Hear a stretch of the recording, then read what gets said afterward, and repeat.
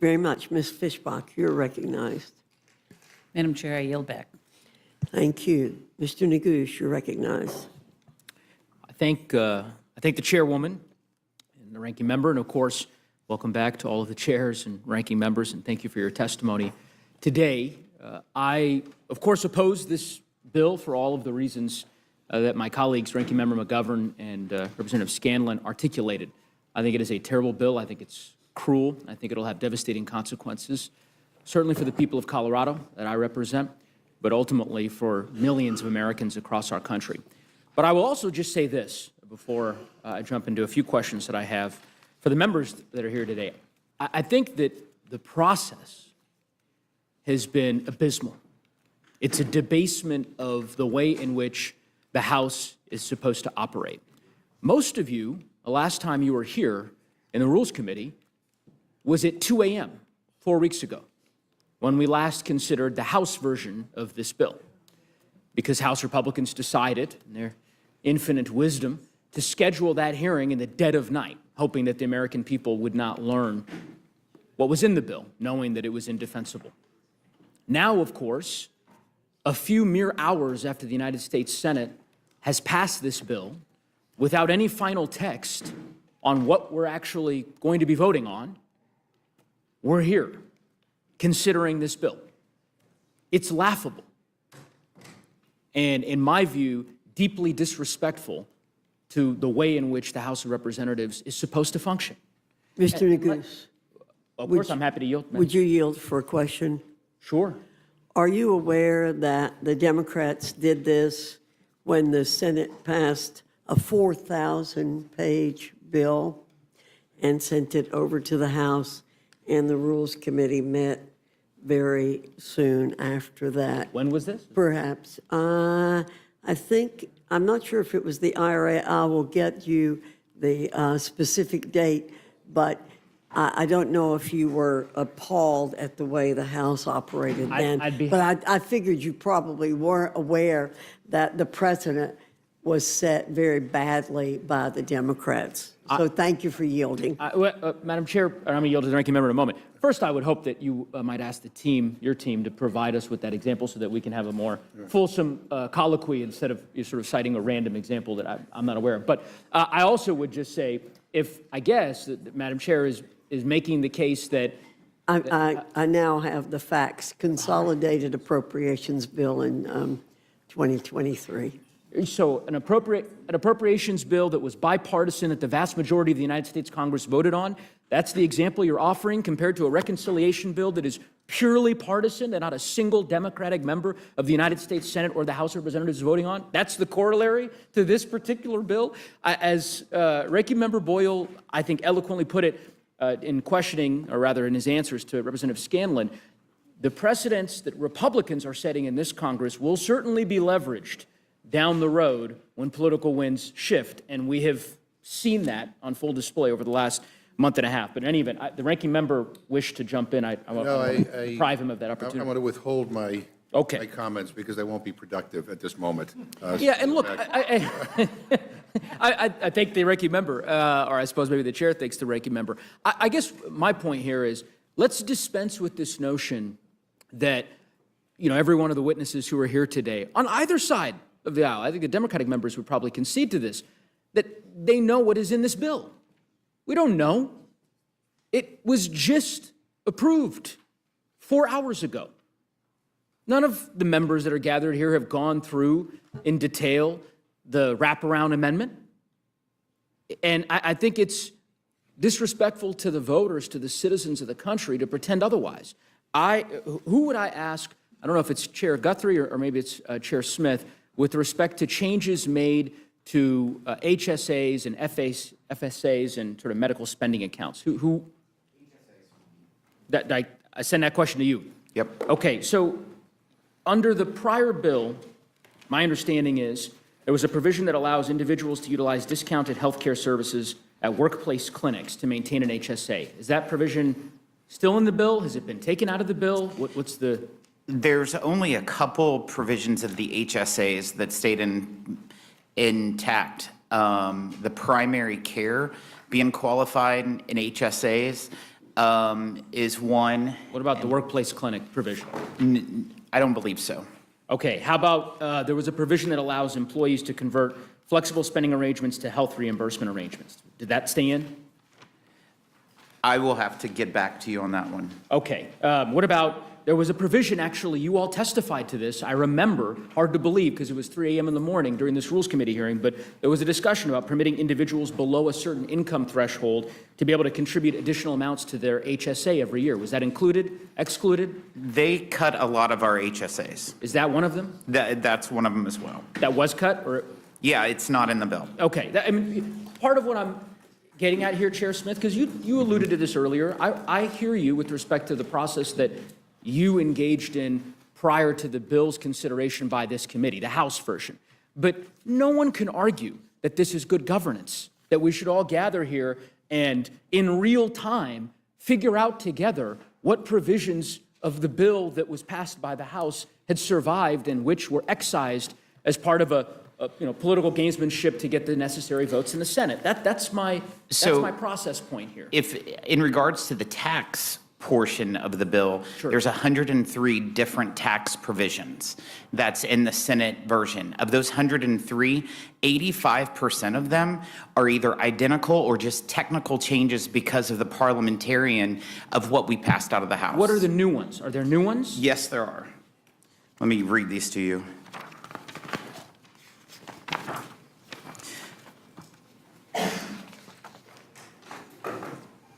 So the new ones that they added was the dyed fuels, which is Miss Moore's provision that she likes. New markets was included, made permanent, the new markets tax credit program. They eliminated the deduction on sports teams owners that was in there. They eliminated the SALT workaround that was within the House bill. I'm trying to just do tax through here. Sure. The increase in excise tax on private foundations was eliminated, which we had in the House bill. They also lowered the rates on the endowment taxes. We had a 21% rate. They kept the same brackets, but their highest is 8%. They did a child care boost to the CDC, TC, and FSAs. The CHIPS and Science Act's tax credit was adjusted in this bill, and also the charitable deduction. I think you're missing one. Which one is that? Whalers. What's that? A new tax break for whalers, right? Am I?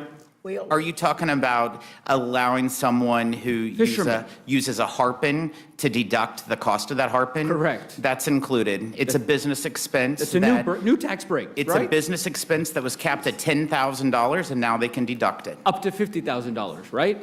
Yes. Yes. And why was that added? I think we all know. You would right? have to talk to the senators. I'd have to talk to the senators. I don't know. It was kind of convenient, Chairman Smith, that was the one addition that you omitted from that list you provided. But I think I would probably more that I. Well, that may be the case.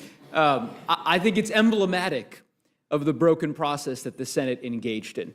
That as we go through this 900-page bill, we will find a variety of different provisions that different senators inserted for their own purposes. And of course, one of them was this whaling tax deduction for the 160 or so people that will be able to claim that in the state of Alaska, so that one of the senators from Alaska would feel comfortable voting for the bill. I don't think that that's, in my view, the way this process should unfold. But in any event, while we're having this colloquy, Chairman Smith, Is that all it took? I'm not I sure. mean, boy, she's a cheap date if that's all it took, yeah. Mr. Chairman, we talked a bit, or rather, I know you talked a bit with the ranking member previously about the way in which this bill's benefits are distributed, and that's been a topic of conversation throughout this hearing. I want to talk about one particular example that, to me, and it's perhaps an ideological dispute, I suspect, between the two of us here, that crystallizes the way in which this bill benefits the wealthy few. This bill includes an increase in the estate tax cap, correct? It goes up to $30 million? 15 million per person. 15 million per person, $30 million for a married couple. Yes. Right? Okay. Do you know what state benefits the most from that provision? I can tell you of the family farmers in my congressional district that benefits from that provision, and that is what it's focused on in Well, what regards state? to Missouri. No. I know you represent Missouri. I'm asking you, this provision, right? In which state in the union? How about you tell me? That would be great. I'm happy to tell you, it's California. California has the most individuals, 742 people to be exact, 742 estates that benefited in the most recent tax year from this particular deduction, right? That is to say, by increasing it, you will, hold on, I'll give you a chance, of course, Mr. Smith, I'm not, but the state that has the most individuals that will benefit from this provision happens to be California. That's not me saying that, that's empirical data. Now, what is the population of Missouri? Over 6 million. Over 6 million, it's not similar size to Colorado. How many estates were subject to this tax in the last year? It all depends. I don't know how many people died in the last year, but what I will tell you, in your district alone, 3,700 farms, just farms, are affected by this provision for family farms. I can tell you that's pretty substantial. That above the 37 limit, above the $30 million limit, right? Or excuse me, under the $28, because right now it's, what's the number now? 26 or $28 million for a married couple? It's 14 million, 28. Correct, 28 million. So I can tell you that in Missouri, the number is 44. 44 estates that ultimately would be subject to that estate tax. I don't believe that number. I will provide you the. Yeah, people can make a lot of numbers, Well, but I can tell you in my district alone, Sure. there's over 4,000 family farms that are falling underneath this trap of the death tax. We will follow up. Yeah. And happy to engage with you further on it. Chairman Arrington, Yes, sir. welcome back. Good to be back. So this is your third time testifying in the last month and a half. And the third time's the charm. I think I'm going to convince you to support this bill. Here's where I'm struggling, Chairman Arrington, is that the first time you came on the budget resolution, right? Second time you came on the House version of this bill. That's correct. Now you're here on the Senate version of this bill. Yes. Every time you testify, this bill gets more expensive, right? I mean, you don't contest that. It's gotten more expensive since the first time you were here. The Senate bill's more expensive than the House. I'll Sure. concede that. Yeah, okay. Yeah. I mean, We set the targets the first course, time. yeah. Second time, we had the policies. and this isn't, these aren't. Gotcha question. Yeah, not a gotcha question. This is the Center for, Committee for Responsible Federal Budget, right? Headline, this is just 2 days ago. Newest Senate reconciliation bill would explode the debt, right? It says here, if you thought the House bill borrowed too much, and it did, the Senate manages to make things even worse. This $4 trillion borrowing bonanza is fiscally dangerous at a time of already exploding debt. It would borrow $1 trillion more than the House bill, violates the House's reconciliation instructions by hundreds of billions of dollars, littered with special interest giveaways, right? So this bill continues to get more and more expensive. Committee for Responsible Federal Budget agrees. The litany of organizations that Ranking Member Boyle and Ranking Member McGovern agree. The House Freedom Caucus, of course, of which we have a number of members here that serve on the committee, that are members of the committee. They concede that as well, right? Tweeted out, the Senate's version adds $651 billion to the deficit, and that's before interest costs, which nearly double the total. Chairman, I have made this request of you every time you're here, that at some juncture, you might say, you know, this is a bridge too far. Because you have championed deficit reduction earlier in your career. But, you know, the Speaker is asking you to defend something that is indefensible with respect to deficit reduction. And it's not me making this case. So I just, and I'm going to give you an opportunity to respond here, but what do you say to the House Freedom Caucus? What do you say to the Committee for Responsible Federal Budget? Why not engage in a conference? Why accept what the Senate has sent you at face value? You're the chairman of the Budget Committee. Well, I think you would agree that in large legislative initiatives like this one, Democrat-led or Republican, there are things you like about a bill, things you don't like about a bill, things that you, and certainly that exists for this bill with me. I have my policy preferences, and I'm certain that my colleagues do as well. I'm concerned that neither party has been serious in addressing this unsustainable debt trajectory that we're on and a debt crisis that looms large for the country. I'm concerned that neither party has. But you're the chair. I mean, you have the opportunity to guide that now. And You've got a lot of authority. And as you know, I've championed that concern. Help me understand why did it get more expensive?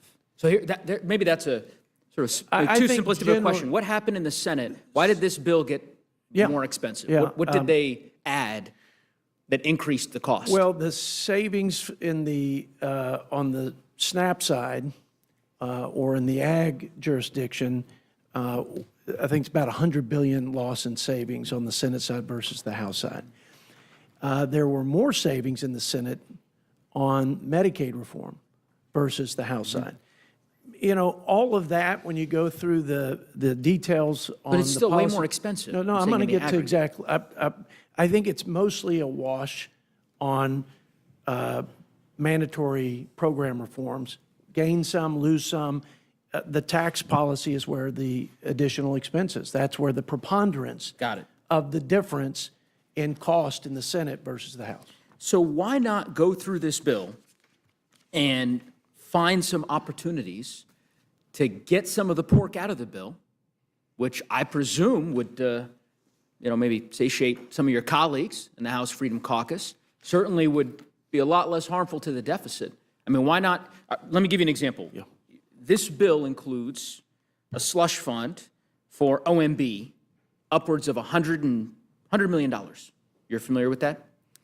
I'm familiar with a lot of the funding. Right, in this and bill. that wasn't in the House version.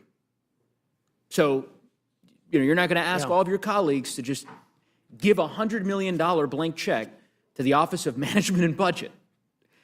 That doesn't seem like good fiscal policy to me. I can't imagine that you think that that's good fiscal policy. Well, if it was used, for example, to Oh, come on, Chair no, Arrington. it's just this is a fair and true statement, and I think I've said it before. If I haven't, I've believed it. I think there are ways to invest money in the oversight and the infrastructure to actually prevent fraudulent and even unintended overpayments. So is there no pork there's in this ways- bill then? There's, and OMB, in fairness to OMB, No, I'm talking about in the bill. yeah. There's no pork in this bill that we can take. It's a pork-free bill in your view? That's it? This is just... if you'll ask me specifics. What about the Garden of Heroes? $40 million for President Trump's Garden of Heroes. Can't we, why not just say, you know what? We've got a huge deficit, and that's probably not the most prudent way to spend our taxpayer dollars. Let's just reallocate that $40 million. That's a bridge too far for you? Well, I think there's not a bill that I've read and reviewed since I've been a member of Congress, certainly since I've been the budget chair, that I felt lived up perfectly to what I thought we ought to do in stewardship of tax dollars, And I what hear I that. thought was consistent with the constitutional scope and I hear you. of this, I hear you, Chair of this Arrington, but I federal think government. you could understand our struggle because, as I said, last 7 weeks, you've testified a few times here. Every time you testify, this bill gets more expensive. Yeah. And the answer is always, well, down the road, of course, we could address this, and there are ways in which we can try to identify potential places where funding, where potential cuts can be identified, so on and so forth. Here is an example right in front of you. $40 million. You could take care of that today. There's an amendment, I believe, that was submitted. You could rule that in order and say, you know what, we're going to put that $40 million towards deficit reduction. If you're serious about wanting to address the fiscal health of the country. But to me, I think this bill couldn't be a worse representation, respectfully, of fiscal discipline. You have a bill that, according to the Committee for Responsible Federal Budget, is more aggregated than the CARES Act, the Inflation Reduction Act, the bipartisan infrastructure law and the CHIPS and Science bill combined, all 4 bills are equivalent. This bill takes the cake. It's bigger than all of them. And I just don't know how one can justify supporting it.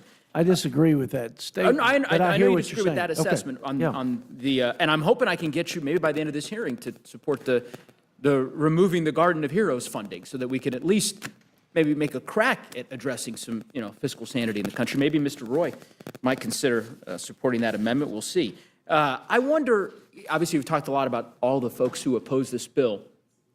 I'm sure you saw Elon Musk has been very vocal about his opposition to this bill. You're aware of that. I am aware of that. And Sincerely held convictions. you disagree with, you think he's wrong? No, I think he has sincerely held convictions about the runaway spending. But then why not follow his, I mean, he has encouraged everybody to. I don't follow any man in You don't follow particular. any man? I follow my conscience. Let me read you a quote. If from I may, let me just let me because I just finish this quote. I'll read it to you, then you Okay, can respond. and then you'll let me This is respond. from your website. This is from your website on May 29th. Quote, this is the headline, Arrington applauds Elon Musk's leadership. And the quote here is, we should not only appreciate Elon's courageous leadership, but follow it by holding Washington accountable, rooting out waste, restoring fiscal sanity before the debt burden crushes the future of this great nation. So I don't, I sounds agree. like you were telling people about a month ago that 100%. that folks should follow his lead on debt 100%. reduction, but it's a different tune you're No, singing it's today. not. We cut twice the amount of spending that has ever been reduced in the people's government in the history of the people's government. So, if you're looking to make the argument this bill isn't perfect when it comes to any principle, including fiscal discipline, you win. Well, I appreciate Because it's that. not perfect. And so you win. I mean, honestly. But to say that, the old Ronald Reagan 80-20, fill in the blank, in not so perfect processes, in a political process, having significant reforms on the fiscal side, like the spending cuts, like the welfare reforms that are long overdue, much needed, like preventing, which 40 some odd Democrats opposed, preventing taxpayer dollars to flow to people who are here illegally. That, I think, is all consistent with what I hear you. understand Elon Musk's And I hear you, concerns Mr. are. Chairman, but I would just simply say, I mean, again, it's part of the frustration for me, and I suspect many Americans, is that there's sort of this notion that we don't have the agency to shape the bill. So, if we as a Congress decide that we don't really want to have special interest tax breaks for tanning salons, as was the case in the original bill that the House put forward, or for whaling deductions, all right? If we decide that we don't want to spend $40 million on the Garden of Heroes at the White House, we can proceed with shaping policy that does precisely that. And I would just venture to say, Mr. Chairman, that it feels like you have an opportunity here. You have a number of members on this committee on the other side of the aisle who expressed their opposition to the bill and their indication that they're going to vote against the rule. And I would hope that you take that opportunity to perhaps change course. I want to move to the SNAP cuts and also just the agriculture title of the bill, and to Ranking Member Craig and to Chairman Thompson. So, Chairman Thompson, I guess I want to understand more clearly what you all are trying to achieve with this state cost, this sort of new imposition of state costs with respect to SNAP. Because my understanding was that this was designed originally to try to incentivize improvement in SNAP payments, right? State-based, right? Basically to reduce the error rate. Is that right, or am I? Yeah, the ultimate goal was to have the state, who's a partner within the SNAP nutrition program. Obviously, they've had no skin in the game before, and as I said in my opening remarks, there is a tendency, if you're spending somebody else's money, you're reckless with it. If you have to spend even part of your own money, you pay closer to the attention of the effectiveness. And we have been, the error rates have been. It's a real problem. It's been a real problem. My own state of Pennsylvania, under Governor Shapiro, it was at 17%. I'm glad they got it down to 11%. as of the data that came out yesterday, but that's still unacceptable. If it's an underpayment, that's a family that's, once their EBT, is looking to their EBT card to be loaded appropriately, so when they go to the grocery store, they know that resource there. It's not, and it's supplemental. It's in addition to everything else in their lives, right? But still, if it's an underpayment, it hurts those family members. If it's an overpayment, believe it or not, it hurts even more. They're going to spend it because it's there. But then the states will come back, whether it's 2 months or 6 months, and they'll claw all that back. And all of a sudden, these families find that they have no money in a given month. And so these error rates have been absolutely The bottom line, we got to get the error rates down. Absolutely. So this is meant to be an incentive. Exactly. And I Here's the question. Under the bill as it's drafted now, the higher your error rate, the more likely you are to get a waiver not to have to pay anything as a state. Well, but it's short term. It's for a number of years. But why give states? Well, you know what? You'd have to sit down with the senators to figure out why they did that. Alaska's one of them, I think. But does that make sense to The gentle lady you? from Pennsylvania named the states that wound up on that. Correct, the 10 states, Oregon, New Jersey. It was a Senate amendment, delayed implementation of state, and it's a delayed implementation of state Correct. cost share. It But doesn't. why does that, I guess what I'm trying to understand, and you may not. Why did they do it? Well, We're all in politics. We know why they did it in the Senate, in order to get certain votes from certain and states if that to is be the able to case, pass that. does that not violate the very objective that you all No, were trying to I- achieve? it Let me explain why, and I'll give you a chance. Doesn't long-term, because Okay. it does result in a state share. let's say it this just gives way. them more time Sure. to be able to get there. Let me say it this way. The gentleman from Texas, Mr. Roy's here. Texas has an error rate that hovers around 6%. So right now, under the bill, as it is proposed, Texas wouldn't necessarily, if it stays below that 6%, doesn't have to pay a state portion-based cost for SNAP.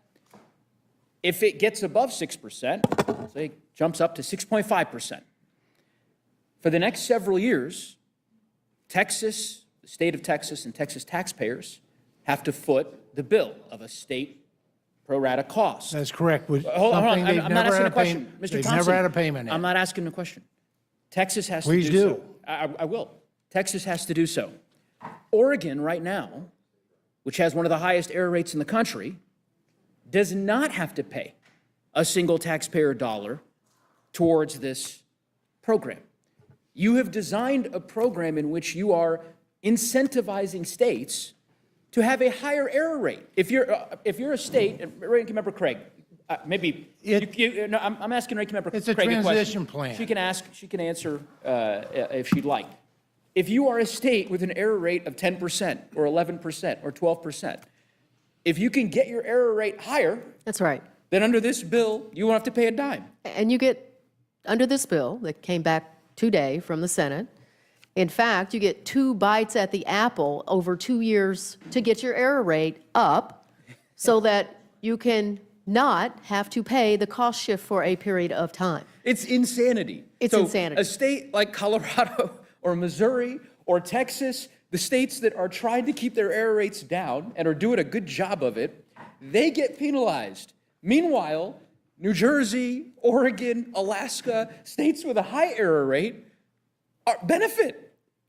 Insanity. I don't, and maybe there's another Republican here, Chairman, and I know this is not outside of your respective departments. So, but if Chair Guthrie or Chair Arrington or Chair Smith want to jump in to defend that particular provision, I don't. And by the way, before I give that opportunity, I don't know. We'll see if this bill passes in the House. But I can assure you that if it doesn't pass, if there are enough Republican members who say, you know what, this is a bridge too far, this provision is not surviving. It's not going to survive the sunlight of the next 48 hours. There's no way. I am calling it now. I cannot imagine that Republicans are going to say, yeah, we're fine with Portland paying not a dime for a state portion of SNAP. We're going to instead just make sure that we impose these costs on the states that are actually doing a good job. And you do realize that none of the states will Are pay doing it now, for correct. the immediate future. Zero course. states Because it is an implementation. Yes, but you've plan. delayed it even further for the worst offenders. So this, basically, if you're a state, you are incentivized to get that error rate up, get it up to 18%. That way you could delay having to comply with this mandate as long as possible. Ranking Member Craig? Mr. Neguse, excuse me, I just want to say I may never have another chance in my entire career here to say that I agree with Chip Roy. So I'd like to get that on the record here in my testimony today. And secondly, beyond the Republicans in this room agreeing that this is a good policy, try going home to your own constituents in a state with a low error rate and explaining to your county commissioners why they, in 10 states across this country, are actually going to have to increase taxes at the local level so that these 10 states, the other 10 states with high error rates, don't have to pay their fair share of taxes. Again, I've just never seen anything as ridiculous as what we've seen come over from the Senate. And I wish my colleagues on the other side of the aisle could stand up and say, no, we need more time, we need to fix this. Yeah, I certainly agree with you, Ranking Member Craig. I think you articulated it well. As I said, whaling taxes, tanning salons, all the pork and nonsense that has been included in this bill, this provision it really is the most nonsensical. And Chair Arrington? If I may. Maybe you might, go ahead, Yeah, of if I course. may. Yeah. You know what the cost share is today of states that have an error rate of, let's just use Alaska since it's a subject of Yeah. conversation, 60%. 60%, 60 cents on the dollar error rate. Do you know what the policy is today and under the last 4 years of the Democrat administration and the leadership of my colleagues on the other side of the aisle? Yes, Zero. no cost. Yeah, Zero. correct. Zero. So I believe you to be a fair person. I'm sure that the indignation that you have over not phasing this in as quickly as maybe we all would want, I certainly would be one to say we should implement it effective immediately, but it hasn't even existed, and I think you would agree. But why give that special break to New Jersey? Over Texas. I don't know that I can answer that, but I can tell you that having 4 years when you all had total control over this process, when you jammed a partisan bill, it was a tax and spending bill called the Inflation Reduction Act, this wasn't addressed then. I would say kudos to Republicans. It's not perfect, once again, but we're going to phase in accountability for states who have a 60 cents on the dollar error rate. If we could get that implemented today, I'd take it. If we can get it in 2 years, that's better than what it was. I indulge you, Okay. Chairman. I would just simply say, I think that's going to be a hell of an argument to make to the people in West Texas 2 years from now to say, look, I get it. I know y'all are paying more now for SNAP, by virtue of this new mandate, but just rest assured, the people in Oregon and the people in New Jersey who are, or rather the state governments there, who are doing a far worse job with respect to the error rate, don't worry, they're not paying a dime. That doesn't seem like an argument that I would think Republicans want to make to their constituents, but I'm not a Republican. So, Ranking Member Craig? Yeah, I just like to, this is, certainly want to make sure all my Republican colleagues know this, but high error rates actually are subject to sanctions. And in fact, USDA fined Alaska $12 million last year for failing to ensure SNAP recipients are eligible.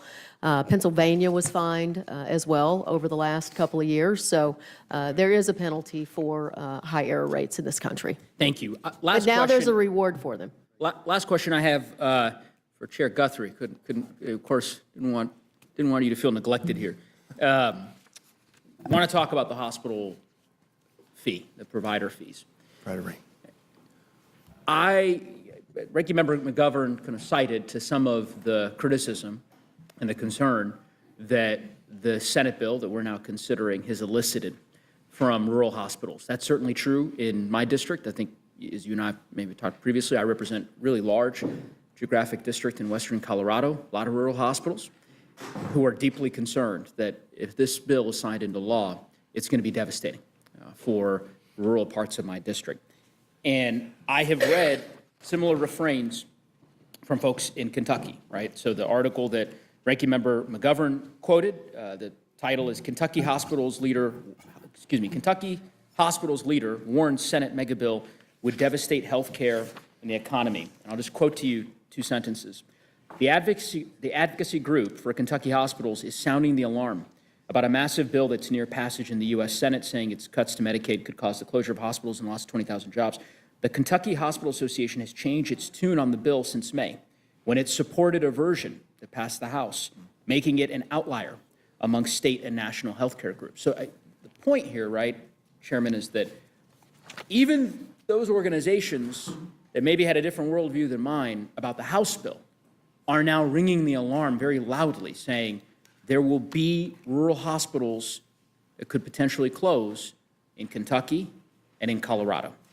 And I make the same request of you that I made of Chair Arrington. Why not conference with the Senate and say, you know what, this is untenable.